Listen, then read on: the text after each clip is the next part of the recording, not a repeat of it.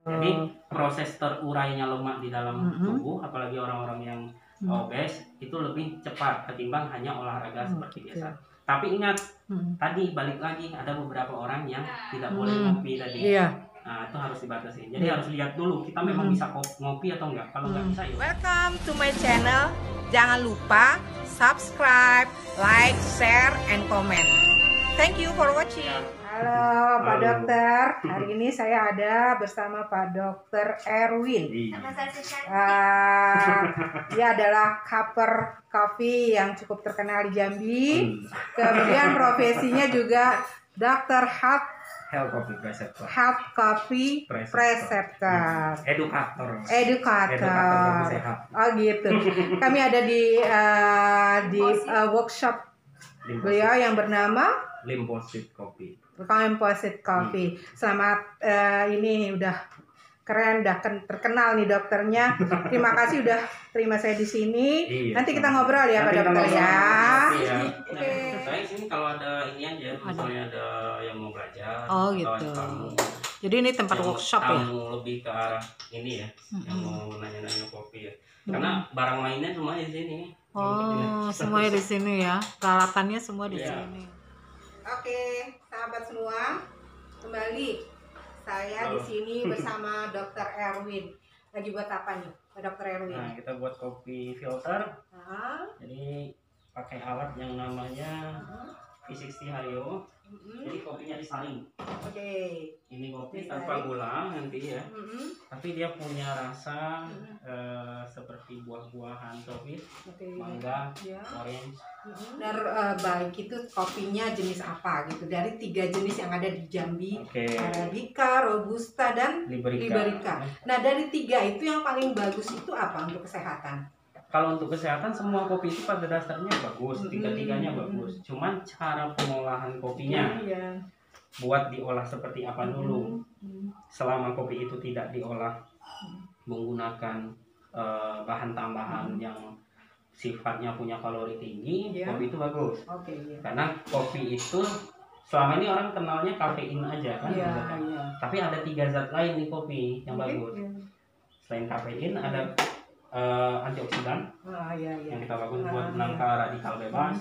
Terus ada cavic acid. Cavic acid ini bagus, asam cavic itu bagus untuk pertama untuk meningkatkan pertahanan tubuh terhadap patogen atau kuman-kuman yang ada di dalam tubuh. Jadi untuk kesehatan Dan ada lagi satu lagi, polifenol.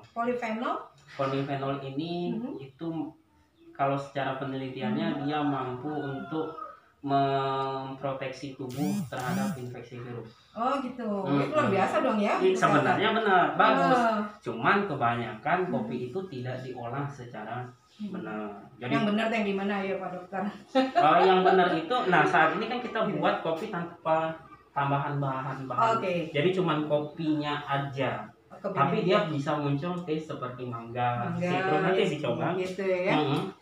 Terus kalau cewek, perempuan itu bagusnya sih ya, baiknya tuh minumnya kopinya apa sih Pak Dokter? Kalau untuk perempuan, kopinya apa? Yang penting satu dulu. Sebenarnya tidak ada perbedaan laki-laki sama perempuan. Cuman hati-hati, ada 5 kategori orang yang tidak boleh mengkonsumsi kopi terlalu banyak.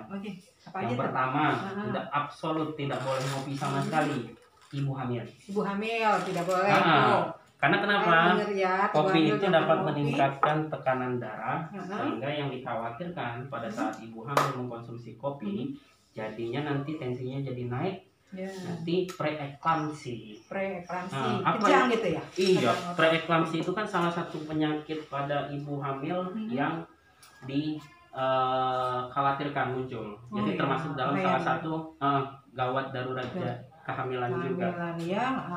Terus yang kedua, orang dengan riwayat epilepsi. Epilepsi. Karena kafein ini kan punya sifat yang meningkatkan impuls kerja saraf di otak. Orang epilepsi itu tidak boleh terkejut, tidak boleh impuls sarafnya itu melonjak terlalu tajam atau terlalu cepat. Pada saat dia konsumsi kopi, kafeinnya masuk bereaksi ke dalam tubuhnya, itu akan terjadi peningkatan impuls saraf. Dikhawatirkan kambuh epilepsi. Artinya nggak bisa sembarangan ya dokter ya gitu. Terus yang berikutnya dokter? Nah, yang selanjutnya yang ketiga, orang dengan mah kronis. Mah kronis, asam lambung tinggi. Iya. Jadi bukan tidak boleh orang dengan mah mengkonsumsi kopi, tapi sebaiknya pilih kopi yang rendah kafein. Karena sejatinya yang bikin sakit perut pada saat konsumsi kopi itu kafeinnya. Seperti apa sih kopi apa yang rendah kafein ini dari 3 tadi? Umumnya sih Arabica. Arabica ya. Kalau Robusta sama Liberica itu kafeinnya cukup tinggi. Jadi hindarkan kopi Robusta sama Liberica kalau kita ada masalah dengan lambung, konsumsi kopi Arabica. Atau ada opsi lain sekarang, namanya kopi decaf. Kopi decaf. Kopi decaf itu yang kopinya diproses, jadi kafeinnya semuanya ditarik. Jadi kadar kafeinnya hampir di bawah 5%. Nah itu jadi lebih aman. Sekarang industri kopinya sudah lebih memikirkan hal seperti itu. Ada pesan khusus sekali kalau untuk orang-orang yang asam lambungnya tinggi itu untuk minum kopi. Pasti. Yang pasti kalau kita, karena kan kita yang tahu badan nih kan, kita yang tahu tubuh kita, kondisi tubuh kita seperti apa. Jadi konsumsilah kopi pada saat setelah makan. 1 jam paling enggak. Jadi jangan barengan. Jadi makan dulu baru kopi, itu sama aja bohong. Paling cepat setengah jam oke lah. Gitu. Ya itu pesennya itu. Yang penting makan dulu. Ya, tuh sahabat-sahabat ya. Kalau mau minum kopi buat yang penderita lambung, asam lambungnya tinggi, mah ya dokter ya, pesennya jangan lupa makan dulu. Apalagi kalau ke kafe-kafe, diajak ke kafe, perut kosong, janganlah ya, itu namanya nyari penyakit ya. Minum kopi tapi dapat penyakit. Oke dokter, yang keempat lagi. Yang keempat itu orang dengan mood tidak stabil. Misalnya orang itu punya kecenderungan seperti gangguan mental atau orang-orang dengan emosi bipolar. Jadi kadang ya orangnya labil lah, itu moody orangnya. Karena kenapa? Karena kopi itu dapat sebenarnya itu punya 2 efek. Dia seperti pisau bermata 2. Satu sisi dia membuat mood kita bagus, tapi satu lagi buat mood kita tidak stabil. Kapan? Kalau mood kita sudah tidak bagus, itu berarti hormon kita sudah tidak stabil. Jangan minum kopi yang berkafein tinggi, karena akan makin tidak stabil. Kita lagi tapi sedih kalau gitu. kita lagi sedih saja, lagi murung, atau lagi ada pekerjaan yang bikin kita butuh konsentrasi tinggi, konsumsi kopi justru jadinya baik. Yang penting makanya saya bilang konsumsi kopi itu sama seperti konsumsi obat. Karena dia punya kafein, dia punya dosis per hari. Jadi kalau dikonsumsi secara berlebih juga tidak bagus. Dilihat dulu kondisi orangnya seperti apa. Seperti apa ya. Dan terakhirnya? Nah, yang terakhir orang yang memang kalau kita bilang sebenarnya alergi kafein itu tidak ada, tapi dia memang ada kecenderungan terjadinya intoksikasi kafein. Intoksikasi kafein intoksikasi itu seperti keracunan. Jadi setiap minuman, bukan kopi saja, teh juga punya kafein, coklat juga punya kafein, minuman-minuman berkarbonasi seperti minuman-minuman energy drink itu juga punya kafein. Setiap minuman yang berkafein dia jadinya sakit perut. Bukan sakit perut seperti mah, tapi mules, diare berkepanjangan. Itu jangan. Karena kenapa? Karena kalau dia kecenderungan diare dan lain sebagainya, kafein itu dia menyerap cairan sangat banyak. Jadi takutnya makin dehidrasi dan itu bahaya. Nah, kira-kira seperti itu. Dan hal ini harus wajib hukumnya diketahui oleh para barista ya. Harusnya gitu. Harusnya mereka tahu. Barista yang baik harus tahu ini ya. Makanya. Jadi ketika kita masuk ke dalam sebuah coffee shop atau cafe, barista harusnya nanya ke kita dulu. Harusnya kan seperti itu. Tapi gimana kenyataannya? Tapi kenyataan masih perlu PR-nya masih banyak yang harus kita ini. Makanya saya di sini sering edukasi sama misalnya yang mau belajar dengan saya atau sekedar sharing sama barista atau sama owner coffee shop. Jadi ada satu bidang namanya hospitality. Hospitality si barista tuh harus bagus dulu. Maksudnya kenapa hospitality ini apa? Hospitality ini bagaimana cara si tuan rumah ataupun barista itu melayani si tamu. Walaupun kita jualan, tidak semua barang itu harus kita jual.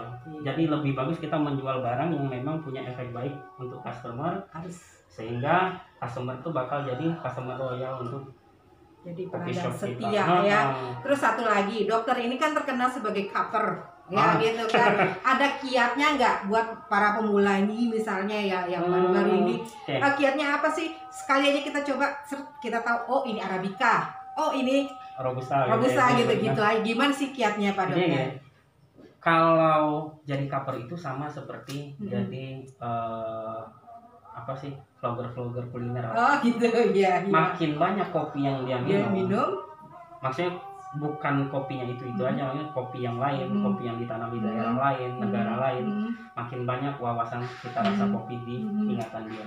Jadi itu makin mempermudah seseorang buat jadi cover. Memang pada dasarnya nanti pada akhirnya dia harus ngambil sertifikasi khusus kan.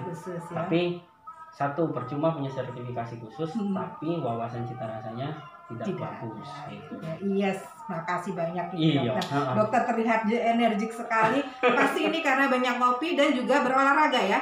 Olahraganya apa nih? Saya sukanya tuh long walking, jadi seperti traveling. Saya suka naik gunung juga. Gitu. Pas hari-hari maraton. Terus kalau untuk diet gimana kopinya dokter yang bagus? Seperti apa? Jadi kalau konsumsi kopi ini sebenarnya semua kopi itu bagus untuk diet. Yang penting diolahnya rendah kalori dulu, tidak ada pemanis buatan atau pemanis tambahan yang dimasukkan ke kopi.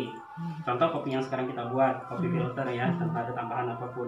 Nah, pada saat minum kopi, sebelum olahraga itu minum kopi dulu 1 gelas. Oh gitu. Sebelum olahraga ya? Ya, sebelum olahraga ya. Tujuannya untuk apa tuh? Supaya apa? Meningkatkan termogenesis di dalam tubuh. Termogenesis itu apa? Jadi suhu tubuh itu akan meningkat secara spesifik untuk melarutkan lemak di dalam badan. Gitu. Jadi proses terurainya lemak di dalam tubuh, apalagi orang-orang yang obes, itu lebih cepat ketimbang hanya olahraga seperti biasa. Tapi ingat, tadi balik lagi ada beberapa orang yang tidak boleh ngopi tadi. Nah, itu harus dibatasi. Jadi harus lihat dulu kita memang bisa ngopi atau enggak. Kalau nggak bisa ya udah nggak usah ngopi. Oh gitu ya. Terus kalau diet kopinya jenis apa aja boleh ya? Boleh. Yang penting tidak pakai gula tambahan aja. Jangan ada gula tambahan. Sehari berapa kali itu minumnya? Boleh 3 gelas sehari. Sehari 3 gelas. Oke, itu tips dari Pak Dokter Erwin untuk yang mau diet dengan kopi, dijamin bisa langsing ya Pak Dokter. Iya. Amin. Yang penting rutin. Yang penting rutin. Terus juga makannya jangan banyak banget ya. Minum kopi tapi makannya banyak. Sama aja bohong. Makasih Pak Dokter. Alright. Okay.